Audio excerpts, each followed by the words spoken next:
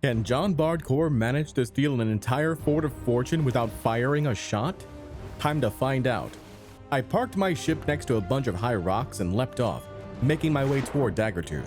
There was an active Fort of Fortune with a sloop nearby, and I had hopes of making off with the loot in a surprise attack. But instead, I was the one surprised as I saw the sloop depart from the fort, leaving it alone. Not one to look a gift horse in the mouth, I decided to swim toward the fort, keeping my ship on standby. Dodging the annoying shark or two, it wasn't long before I reached the fortress, keeping my ears open for any sign of remaining players. Nothing. I did, however, spot an incoming brig, and, presuming that it was going to be a 3v1 scenario, I made for the safety of the skeleton towers, keeping myself relatively hidden as I observed the situation. As I enjoyed the nice camera angle of a sleepy Bardcore, I had a thought. Could I steal this without fighting? Let me explain. For me, I love a good challenge. Truthfully, anyone can fight for loot, and anyone can tuck to get the jump on players. But similar to how I like to sometimes negotiate my way into an advantage using Bardcore diplomacy, I do enjoy a good stealth mission. I admit that when I play role-playing games, I'm the sneak thief bard, charming during the day, but watch your pockets at night. Regardless, that sound meant it was time to make our move. The final balls of the fort had appeared and we needed to get ourselves into a better position. It wouldn't do any good to make too much noise, so I quickly made for the water via the ladder and then up to the closer skeleton tower while the fortress crew was focused on the Ashen Lord. Now in a much better position, we kept a close eye on the action. Eventually, the Ashen Lord was defeated and the fort was immediately opened. I was actually shocked by this, since my mermaid was clearly visible. The crew then exploded the kegs, which eliminated one of the plans I had in mind, and right afterwards is when I saw it. The crew had taken the two most valuable chests, the Chest of Fortune and Chest of Legends, and were going to put them on the deck of their ship immediately. This set off warning bells in my head. If they set sail, even if I got to my ship in record time, it would be doubtful I'd be able to catch them. I loaded up a chain shot and prepared to fire. But then I looked closer and saw what could only be described as providence. They were placing the chests oh so conveniently next to their rowboat at the back of their ship, and then going back to the fort to gather more loot. I knew this was it. The first step was to make sure there was a clear path to leap toward the brig without the opposing crew realizing it too soon.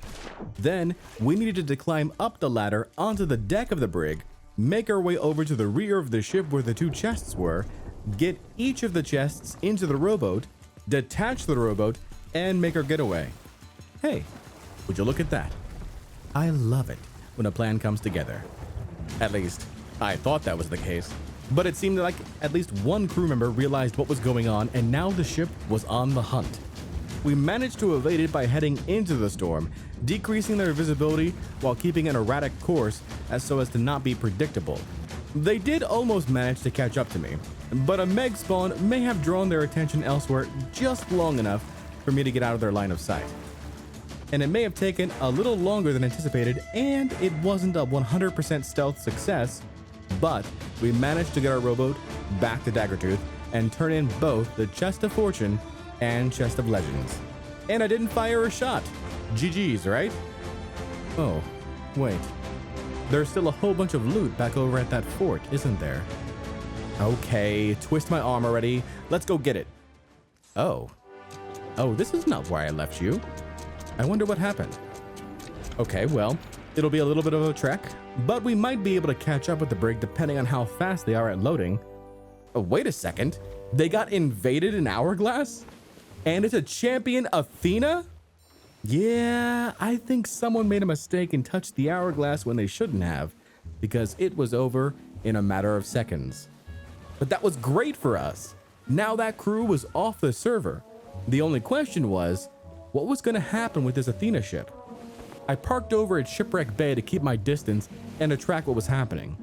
It turns out that Athena championship was planning on making their way over to Daggertooth, resupply, turn in their Hourglass for rewards, and then reactivate it. And that theory was confirmed when I watched the brig as she dived under the waves. The loot was ours for the taking. Now that there were no other ships in the area, it was a breeze to put us on course for the fortress and proceed to harpoon all the loot that was left behind. And you may be wondering at this point, John, why not raise an emissary flag for this treasure? I'm already ahead of you. But it might not be the emissary flag you're thinking of. You see, a couple months ago, I highlighted a strategy showcasing how you could use merchant goods and commodities to level up a Reaper emissary prior to turning everything in. In essence, you become a stealth Reaper. And because of the amount and variety of loot on board, I didn't want to miss out on the opportunity to maximize profit. I'm a capitalist pirate after all. To get the most out of this effort though, I was going to need a second pair of hands to help. So I pinged the YouTube members of the Jon Bardcore channel and asked if anyone was available. Meet Meme.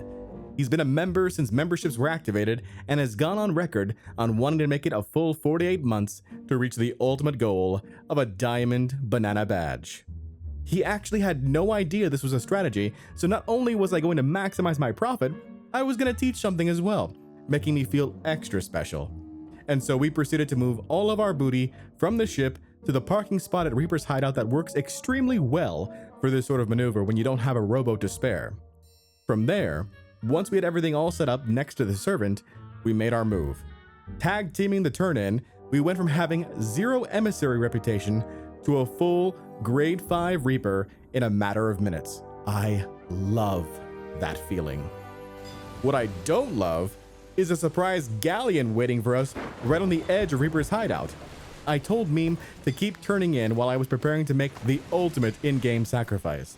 Sure, it'd be 1v4, but damn it, I'm Jon Bardcore, and we weren't going down without a Oh. Yo, Jon Bardcore. Oh. What's good? I love your YouTube videos. Are you actually the real one? Oh, nice to meet you, bro. I love your videos. Thank you, thank you. Well, this is a surprising turn of events. Your ship's about to sink. Your ship's about to sink. Oh. Your ship just sank. Uh-oh. Turns out they were fans of the channel, and we had a moment to take a few screenshots and enjoy each other's company. And I have to say, once again, thank you for the opportunity for allowing me to do this and to have these sort of reactions from people that I come across on the seas. Doesn't happen always. I do get shot at a lot, but I love all of these moments. In the meantime, while I was doing that, Meme was doing his duty in making sure that every piece of loot had been turned in. Come to find out, by the end of it all, we had made almost 300,000 gold without firing a single shot. Not a bad day's work. I want to give a quick kudos to Meme for jumping in at a moment's notice when the call was made. And thank you to all members, subscribers, and viewers of this channel. If you're interested in becoming a member, go ahead and click the join button located on this YouTube page. And until next time, this is Jon Bardcore signing off, saying so long and take care.